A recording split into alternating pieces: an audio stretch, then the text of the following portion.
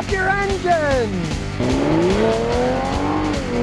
Here we go with another recall. Leaks and fire hazards in Fords and Lincolns. These things could start on fire. This time, it's because of that ridiculous start-stop system. When you stop your car and it turns your engine off, and then when you step on the accelerator, it starts it back up again. Turns out they're getting parts that weren't made right. There might be missing parts, loose parts, on what's called the accumulator end cap of their start-stop system. It uses fluid pressure to start it back up again, and it turns out that those weren't made right, and they could leak. And it could leak fluid, you could get hot fluid, get on a catalytic converter, could start a fire.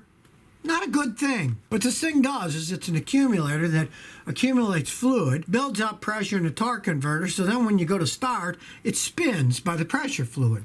So it's not straining the start of the engine. They're always worried about that wearing out. So what did they come up with? This crazy design, like something Rube Goldberg would have invented to make the start-stop system work, but they didn't make it right and it's leaking fluid. So when you take your foot off the brake and step on the gas, it releases this pressure and makes the transmission start to spin to get the vehicle going. They didn't make it right and they're leaking. And in the same areas, catalytic converter gets super hot. It's a catalyst that burns unburned hydrocarbons, so it gets real hot, could start a fire. Brilliant design there. Reminds me of one stupid idea that people thought of years ago. They thought, oh, well, to make cars run better, we'll make the catalytic converter heat up using gasoline and a spark plug on the catalytic converter. That was a brilliant idea, too. Luckily, they never actually produced any of those. That was just an idea. Now, here's some of the vehicles that are going to be covered under this recall. Ford Transit Connect, 2019 to 2020. Ford Edge, 2019 to 2020. Made in Oakville, Ontario. Canadian-made ones. Lincoln Nautilus, 2019 to 2020. Ford Escape, 2020. Lincoln Corsair, 2020. So there's a reasonable amount of them. So be leery. If you start smelling transmission fluid leaking, my advice, look under there. If it's dripping, stop driving it, tow it to a Ford dealer, and let them fix it. You don't want this kind of danger going on. We just have another level here of stupid technology. We're going to have start-stop cars. Well, we'll use the transmission fluid. What a stupid idea. All this to save some tiny bitty amount of gasoline when you're stopped and your car stops running. Boy, they come up with some doozers, and this one, they didn't make it right. And now your car might start on fire because of this stupid stop-start system. Well, Ford's already thinking of how to make their range longer in their electric pickup. The Ford F-150 electric pickup might get a newly patented range extender in its bed. It kind of looks a little like a toolbox in the back of the bed. And what it is it would be a small motor, fuel tank, exhaust system, and electronics hooking up to the electric trucks. So basically, you would have a small generator in the bed with a gas tank that would generate electricity to run the vehicle. Not a bad idea. What BMW did with their electric car, at least the ones that I've worked on, in the back trunk by the fender, they had a 2-cylinder BMW motorcycle engine. And what they did was, when your electric car started to run out of power, that would turn on, and I believe it had a 3-gallon gas tank, and it would run that generator. The little motorcycle engine would run a generator, make electricity to run the vehicle. And it would run at full speed because you're not using that to drive the vehicle. That was just recharging the giant battery, and it was running the electric motors at the same speed it would have had anyways. It's like, I guess, when they got down to 12% charge or something, that would turn on, that would keep it charged up so you could drive it. So you could go with 3 gallons of gas. And in the case of the BMW, you could get about 100 miles out of one of those things. So this range extender for an F-150, who knows? If somebody was really serious, they could put an even bigger gas tank for that generator and drive it who knows how long. You know, there's so many things that might be happening with electric cars. It'll make your head spin. This is a pretty good stopgap beginning idea. Hey, put a range extender in the bed. You got a big bed. It takes up the size of a toolbox you're going to have anyway. You can make it go a lot further. If you did run out of electricity, depending on how big they made the tank on it, could go quite some while. And then you could just keep filling it up with gas and driving it so you don't have to worry about being stranded. What if I run out of electricity? I'm in the middle of nowhere in my pickup. Well, you got a range extender with a gas tank on it. Keep filling it up. U.S. U.S. Navy vet says 2019 versus 2021 Toyota Highlander. Is it worth the upgrade? I was looking at the 2021, has upgraded stuff, it's new. Should I trade in my 2019 Highlander that's got 15,000 miles?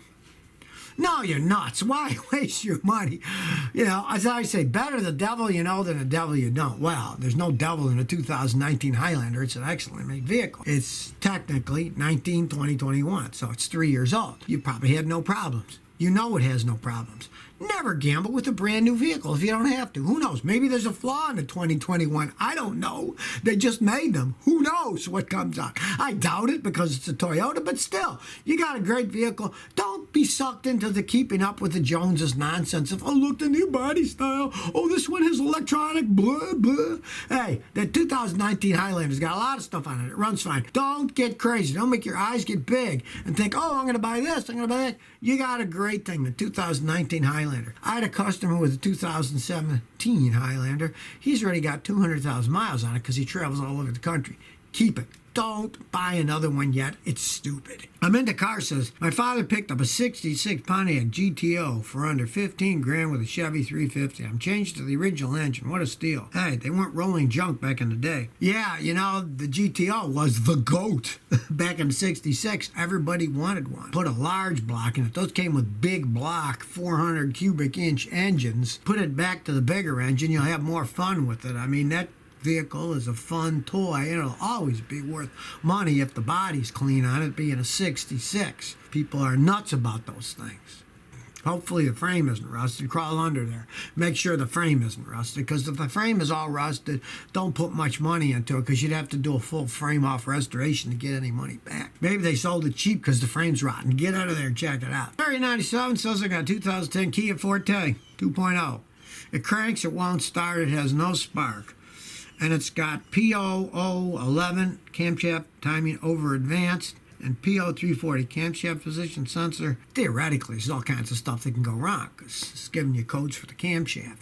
And those have variable valve time. It's very complex. What I see on those all the time is the stupid camshaft phasers. They stick in full advance. So when they're stuck in full advance, the vehicle won't start because they have to be shut when the vehicle starts. And if it's stuck in full advance, it's like you got your foot all open in the intake and it won't start because it's just not set up for running to start the car. It's set for going full speed, not for starting. And I've changed a bunch of camshaft phasers on those Kias. It's kind of a design flaw. They stick full open a lot of times. That'd be the first thing I check. And if it is, just replace the camshaft phaser and it'll go right back to normal. Unfortunately, over time, it'll probably stick again because you got to buy a Kia. Hardly anybody else sells those kinds of parts, and you're going to buy the same crappy part, and over time, you know, it'll do the same thing. You didn't say what kind of mileage you have. I'm assuming it's 2010. You probably got high mileage, so what the heck? If you got 110,000 miles, put another one. If it lasts another 110, who cares? Dotson Willie asked, my passenger side high and low beams quit working the other day. The other side works. I don't see any blown fuses. Help. Well, of course.